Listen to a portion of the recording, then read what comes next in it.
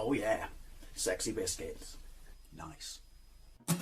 Long was 1975.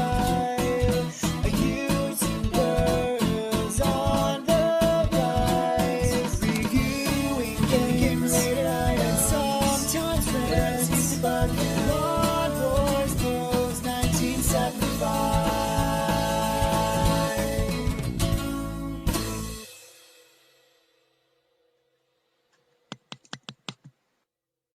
Hey YouTube, Long Boys Post 1975, and welcome to an impromptu vlog. I am aware that I am in the room of ticking clocks, and I have not been in this room for a while. So first world problems.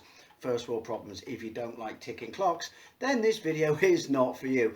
Second of all, I'm pretty sure anyone who doesn't live under a rock is already aware of this. I became aware of it yesterday morning when I came home from work and was going to do a quick vlog about it because immediately the title pretty much answers my thoughts I had about it. But I was too busy inventing the Finder's Crispy Pancake Toasted Sandwich. It's exactly what it sounds like. Try it. It's amazeballs. I probably will have one after I've done this video. But basically, SEGA have announced, I think it's on their website, their Japanese website, so you will have to translate it, which creates a few issues within itself. And it's also available for pre-order in Amazon, on Amazon of Japan, which means sucks to be me because you can't pre-order stuff from Amazon of Japan with a UK NatWest credit card. Don't know. Just look at all the trouble I had trying to pre-order the PC Engine Mini variants. So, you know, obviously it's 100% happening. Yeah, so I wanted to talk about it. But yeah, a couple of people have already talked about it. This video is not really going to go into things like price and listing the software and stuff like that, because my big problem with it is not really anything to do with that. Also, like many, or like with all mini consoles, when people say like, well, why don't you go the route of the Raspberry Pi? You know, some people, they're not going to go that route. Some people, when it comes to electronics, don't want to get their hands dirty or just don't have the skill set to do it. And when other people go, well, I've got, a Mega Drive and I've got, an SD card solution. So have I, so why would I want to do this? Again, lots of people, there is clearly a market for the minis. That's kind of obviously one answer for what, does anyone want a Mega Drive Mini 2? Obviously, because there clearly is a market for that. The Amiga or the A500 Mini, which I've been playing solidly and doing videos on solidly for 2 months, I absolutely love and adore. Its massive success confirms that fact. Same with the PC Engine Minis, and obviously the NES and the SNES. Maybe not so much the PlayStation Mini, but it does go for a price now if you see it in places like CX and Cash Converters. So there is a market for these things, primarily I would say, I guess, based on nostalgia. Maybe for a spouse to buy their partner or something like that, and knowing that that individual grew up with or has an affinity for these systems. And again, as I said, not everyone wants to get their hands dirty who has the skill set to do this. So, I am aware there are Pis. I have a Pi. I have an SD card solution for my my Mega Drive. I have 1,000,001 emulators and stuff like that, such as on my PSP. On my modded OG Xbox, which is where I can play 32X games and play Mega CD games. So I am aware that those solutions exist, but clearly there is a market for this. And if you want to know prices and stuff like that, then like I said, go to Amazon. Japan prices are pretty much around what they would be for the original one. So what is the Mega Drive Mini 2? It's exactly what it says on the tin. It's a follow-up to the original Mega Drive Mini, of which I have one, and I have a solution for playing every game on the Mega Drive on my Mega Drive Mini, as I have a True Blue stick on it, which has pretty much, give or take, I would say about 90% of the catalogue for that system. So see, like obviously hacking these things is also a viable thing if you don't want to go the route of a Pi, but you do want to have, the full, full library, which in itself kind of makes this somewhat redundant for people like me and people who went that route of hacking these systems. But yeah, so it's a Model 2 Mega Drive and or Genesis, yeah, obviously they've only, you can only pre-order the Japanese one at the moment, but I'm pretty sure it's a safe bet to say that this thing will end up being, released globally, because it is a license to print money. So yes, I am aware when I'm saying does anyone actually want this? It's going to sell a shit ton of money. So obviously Sega want this. It's going to make them a lot of money, which answers one of the questions, which is why this console? Why this console? I am jumping ahead of myself. I am aware of that fact. I've just worked a night shift. I'm a little tired.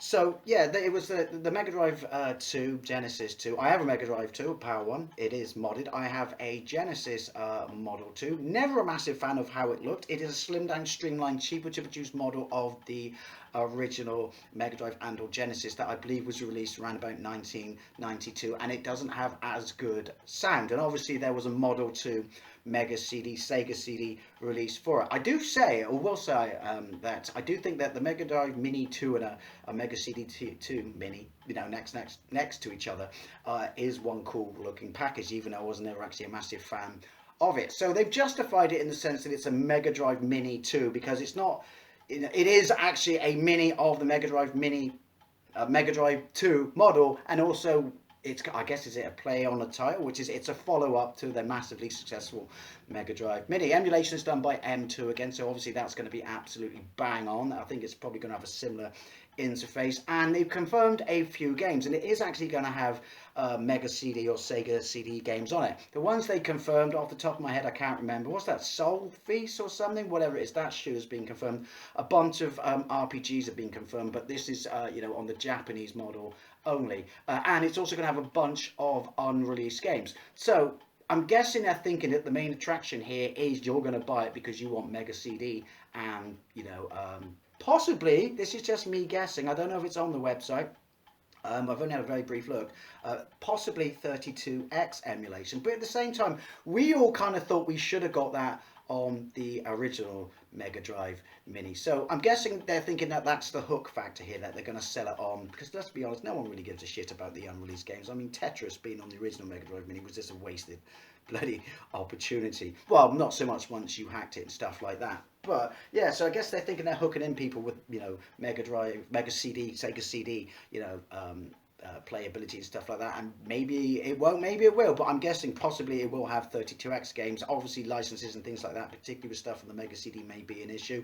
I mean, here's the thing, never say never. It's not for me, and I can't really justify buying it because I have, you know, pretty much the majority of the library on my original Mega Drive Mini. Play a drinking game, the number of times I say Mini, and you'll be sloshed in minutes. But the thing is, the OCD and the completionist in me would probably end up making me get it, simply because I can't help myself. Sega was such a big, important part of my life as a childhood, hence my Japanese Mega Drive, you know, game collection I repieced together as an adult. And, you know, I've always loved the Sega, you know, brand in the arcade, stuff like that, even across the spectrum and things like that, and the micros and shit. So never say never. I probably, even though I'm making this video, but the main reason is they could do so much more, which is why I'm thinking, who is this actually for, who actually wants it? But yeah, never say never. I probably would end up buying one. You can also buy a Mega CD 2 attachment for it that apparently you can open and put little CDs in, but obviously it's purely aesthetic, and it'll be in proportion to the Mini. I guess it's like another Tower of Power, which you could get for the original one. But I mean, even if I did go the route of buying one, that seems a bit over the top. But again, obviously there are people out there who would want this, because the original Tower of Power sold really well and now is quite collectible. But my big thing with this is, obviously, I'm assuming it, once again, it will be hackable, and you can have every Mega CD game and potentially 32X game, and the 32X is not going to be compatible on there, or included in its functionality, I should say. By all means, let me know. I don't know much about this. I just know what I'm thinking about it, and that it's a wasted opportunity that Sega is releasing a new console, Sega is releasing a new Mini, and it's pretty much more of the same. Again, it's going to sell massively. It really, really is. I mean, I'd be very surprised if it doesn't. So when it does come out, and if it doesn't sell, by all means, hold me to that. Come back and visit this video and let me know. But and obviously it's a license to print money, so Sega will go that route. But did anyone actually, when you do a follow-up to your first massively successful mini console, want more of the same? Regardless if you get, you know, Mega CD and 32X functionality, you're getting pretty much more of the same. Is that what we wanted? I mean, look at Nintendo, who created this whole mini console thing with the NES, and then they went to the SNES, and everyone thought we were going to get an N64, but obviously the NES and the SNES minis were kind of stopgaps because the Wii U was, tanking, and they wanted something to hit the shelves, particularly for Christmas, in that gap before the Switch came out, although the Switch was the same year as the SNES Mini, I believe, and those things did absolutely phenomenal, and they created this whole, mini console. Although I argue to some degree, could you argue that the Pi did that? Anyway, that's by the way. So why didn't Sega do? Because obviously the rumor mill is out there. I mean, just look at every fucking Dreamcast, yearly anniversary and all the rumors of a Dreamcast 2 and stuff like this, and it's still out there. Granted, majority of them are just people stirring the pot and stuff like that. But there is a massive want for a bunch of Sega products, but I'm pretty sure more of the same of the Mega Drive is not one of those things. I mean, again, look at the wasted opportunity of the Game Gear Micro. 4 different Game Gears, different colours, each with 4 games on, with different games from each other and stuff like that, and practically unplayable. I mean, I know it was a gimmick, and I'm guessing it sold really well, and it was a collector's item, a collector's piece, and people want shit like that in their collection. But surely an actual proper, even if it was slightly smaller, Game Gear Mini, Micro, whatever, proper one, with a decent selection of games on. I'm not saying a massive amount, just do like 40 or stuff like that. Surely that's what people would have wanted. Surely that would have sold an absolute bucket load, probably way more than whatever that Micro did. Or, I think it's safe to say, we all would want, if we're Sega fanboys, and not just that, people who just have a fondness for micro consoles, and the people who don't go the route of, pies and stuff like that, and adding to their current emulation devices and shit like that, like SD card solutions and Gotex and things like that. I was going to say GoPro, because that would be an exciting video to watch, wouldn't it? Why didn't you Why didn't you do a Master System Mini? Why have you decided more of the same? I mean, obviously, almost lost my thread there. That's why it was a bit awkward.